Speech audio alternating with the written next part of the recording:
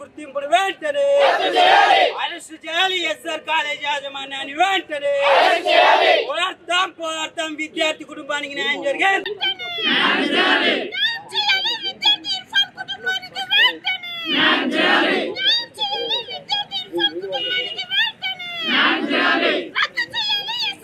SR కాలేజీలో నిన్న రాత్రి అకస్మాత్తుగా ఒక అతను ఆత్మహత్య చేసుకొని చనిపోవడం జరిగింది. ప్రస్తుతం ఎస్ఎఫ్ఐ విద్యార్థులు వాళ్ళ పేరెంట్స్ ఉన్నారు, వాళ్ళతో మనం అడిగి తెలుసుకున్నాం. చెప్పండి ఏం జరిగింది? ప్రధానంగా సంక్రాంతి హాలిడేస్ తర్వాత ఇర్ఫాన్ విద్యార్థి కాలేజీకి రావడం జరిగింది. దాని తర్వాత ఫీజు కట్టలేదనేసి చాలాసార్లు బయట నిలబెట్టడం జరిగింది. పొద్దున్న నుంచి సాయంత్రం వరకు ఫీజు కడితేనే లోపలికి, లేదంటే లేదనేలాగా కళాశాల యాజమాన్యం ప్రవర్తించింది. దాంతో ఇర్ఫాన్ పేరెంట్స్ అదేవిధంగా ఎవరైతే పేరెంట్స్కి తెలియజేయడం జరిగింది. అయితే కళాశాల యాజమాన్యం ఏ రకంగా కూడా ఆ ఇర్ఫాన్ పట్ల సానుభూతిగా తెలియజేయలేదు. కాబట్టి ఏదైతే ఇర్ఫాన్ కుటుంబానికి న్యాయం జరగాలి. అదేవిధంగా ఇర్ఫాన్ ఏదైతే మృతి పట్ల కారకులు ఎవరైతే ఉన్నారో ఎస్ఆర్ యాజమాన్యాన్ని అరెస్ట్ చేయాలి. అదేవిధంగా ఎస్ఆర్ గుర్తింపు రద్దు చేయాలి. ఎందుకంటే ఫీజుల వేధింపుల వల్లనే ఇర్ఫాన్ మృతి చెందడం జరిగింది. కాబట్టి వెంటనే ఎస్ఆర్ యాజమాన్యాన్ని అరెస్ట్ చేయాలి. లేదంటే రాబోయే రోజుల్లో పెద్ద ఎత్తున ఉద్యమాలు చేస్తాము. ఇర్ఫాన్ కుటుంబానికి న్యాయం జరిగేంత వరకు కూడా ఎస్ఎఫ్ఐ అని అన్ని విద్యార్థి సంఘాలు అండగా ఉంటాయనేసి ఈ సందర్భంగా తెలియజేస్తున్నాను. ఓన్లీ ఫీజుల వల్లనేనా? అంటే ఇప్పుడు ఎంత కట్టారు, ఎంత కట్టాలా? ఎస్ఆర్ కావచ్చు, లేదంటే ఇతర కార్పొరేట్ కావచ్చు, వీళ్ళ ధ్యేయం అంతా ఫీజులే.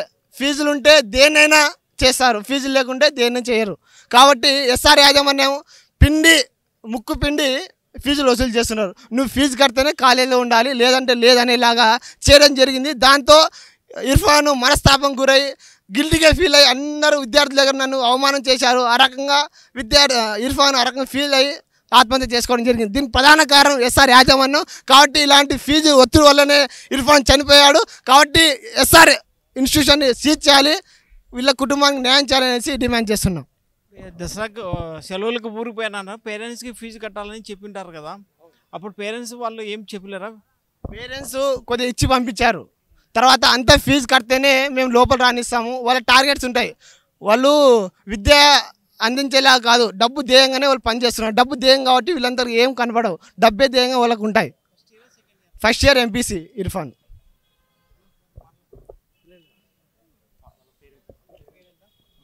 చెప్పండి ఏం జరిగింది? మీరు బాబు ఇంటికి వచ్చిన తర్వాత మీరు చిన్నానా, వాళ్ళ తల్లిదండ్రులు ఎవరు లేరా? అంతేనా? తీసుకో. పేరెంట్స్ బాబు ఇంటికి వచ్చిన తర్వాత ఫీజు కట్టాలని చెప్పింటారు కదా, మీరు మేనేజ్మెంట్ కడుపు ఏమైనా మాట్లాడినారా?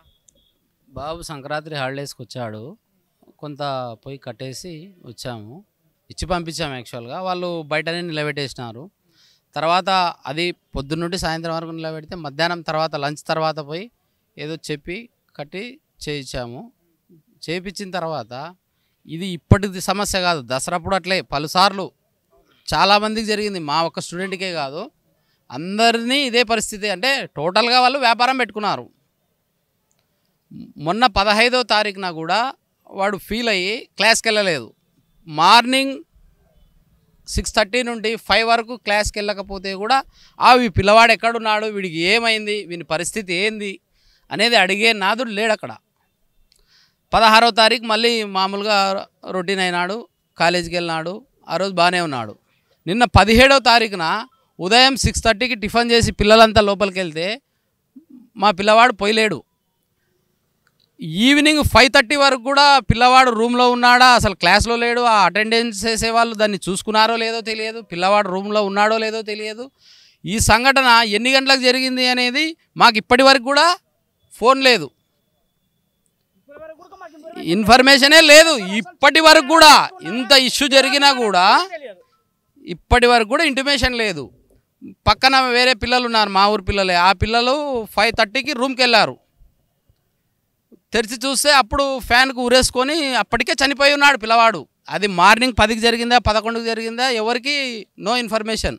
ఈ మేనేజ్మెంట్ వాళ్ళు కూడా పిల్లలంతా క్లాస్కు పోయిన తర్వాత రూమ్లో ఒకసారి చెక్ చేసుకొని, ఎవరైనా కూడా జనరల్గా చేసే పని అదే, లాక్స్ డోరు మూసేసి క్లోజ్ చేసి వస్తారు. వీళ్ళు అట్లా కూడా చేసలేరు. పోనీ అటెండెన్స్ వేసిన లెక్చరర్ ఉన్నా ఈ పిల్లవాడు లేడు ఎక్కడున్నాడని వాళ్ళు కూడా చూసలేరు. ఈవినింగ్ 5:30కి ఈ మిగతా రూమ్మేట్స్ పిల్లలు పోయి చూస్తే తీరా అక్కడ ఫ్యాన్కు వేలాడి చనిపోయి ఉన్నాడు. అది వచ్చి మేనేజ్మెంట్కి చెప్పగా పిల్లలు ఇమ్మీడియట్లీ భయభ్రాంతులకు గురై వచ్చి చెప్తే అప్పుడు పోయి చూసి అది కూడా వాళ్ళు ఏం చేసినారు, వెంటనే డెడ్ బాడీ దించేసినారు కిందికి. మాకు నో ఇంటిమేషన్, ఇప్పటి వరకు కూడా పోలీసులకు కూడా నో ఇన్ఫర్మేషన్. మాకు లేదు, పోలీసులకు లేదు, విఆర్ఓకి లేదు, ఎంఆర్ఓకి లేదు. వాళ్ళంతా వాళ్ళు డెడ్ బాడీని దించుకొని కూరగాయల వ్యాన్లో వేసుకొని హాస్పిటల్కు, జనరల్ హాస్పిటల్లో తెచ్చి జాయిన్ చేయించి గల్లంతా అయిపోయినారు. మాకు పక్కన ఉండే పిల్లవాడు వాళ్ళ పేరెంట్కు చేస్తే, వాళ్ళ పేరెంట్ మాకు చేస్తే మేము వచ్చి చూసేసరికి ఏమీ లేదు. ఇక్కడ పిల్లవాడు లేడు, అసలు ఏం జరిగిందో చెప్పే నాదులు లేడు. ఈరోజు ఇప్పటి వరకు కూడా నిన్న జరిగిన ఇష్యూ, నిన్న మార్నింగ్ 10కో 11కో ఎప్పుడు జరిగిందో తెలియదు, నిన్న మార్నింగ్ జరిగిన విషయము ఇంతవరకు కూడా మాకు ఫోన్ చేసి వాళ్ళు యాజమాన్యం చెప్పిండేది లేదు, చేసిండేది లేదు. ఈ రోజుకి కూడా వాళ్ళు గల్లంత. అసలు మేరే కాలేజ్ వాళ్ళు అడిగితే ర్యాగింగ్ వల్లనే ఇలా సూసైడ్ చేసుకున్నారని చెప్తారు వాళ్ళు. ఎవరు ర్యాగింగ్ చేశారు? ఏం కాదు, మీరు పిల్లల్ని విచారించాము, పిల్లలు కూడా ఏం లేదు, అట్లాంటివి ఏం లేవు అని చెప్పేస్తున్నారు. అసలు వీళ్ళ నిర్లక్ష్యం చూడండి. ఉదయము అది ఒకరోజు కాదు 2 రోజులు బాబు క్లాసులకు వెళ్ళలేదు. ఏ గాడిది కొడుకున్నా ఉంటాడా ఇట్లా? అటెండెన్స్ చూసుకొని పిల్లవాడు ఎక్కడున్నాడు, ఏంది పరిస్థితి విచారించాల్సిన బాధ్యత యాజమాన్యానికి ఉందా లేదా? అది ఒకరోజు కాదు 2 సార్లు. 16 జరిగింది, 15 జరిగింది, 16 మామూలుగా పోయినాడు, నిన్న చనిపోయినాడు. ఇప్పటి వరకు కూడా మేము బాడీ కూడా తీసుకోమని చెప్పాం. ఎవరైతే ఇక్కడ తెచ్చి మీకు అడ్మిషన్ చేసినారో వాళ్ళే వచ్చి మాకు బాడీ హ్యాండ్ ఓవర్ చేయాలా. ఇంతవరకు రాలేదు వాళ్ళు. అంటే పబ్లిక్తో ఏ విధంగా ఆడుకుంటున్నారో ఒకసారి నేను ప్రభుత్వం దీన్ని ఆలోచన చేయాలని అడుగుతా ఉన్నా. నా పిల్లవాడికి జరిగే అన్యాయము ఎవరికి జరగకూడదు. కాబట్టి దీన్ని వెంటనే ఫస్ట్ ఇమ్మీడియట్లీగా కాలేజీ సీజ్ చేయండి, దానికి సంబంధించిన లైసెన్స్ను రద్దు చేయమని నేను డిమాండ్ చేస్తూ ఉన్నా.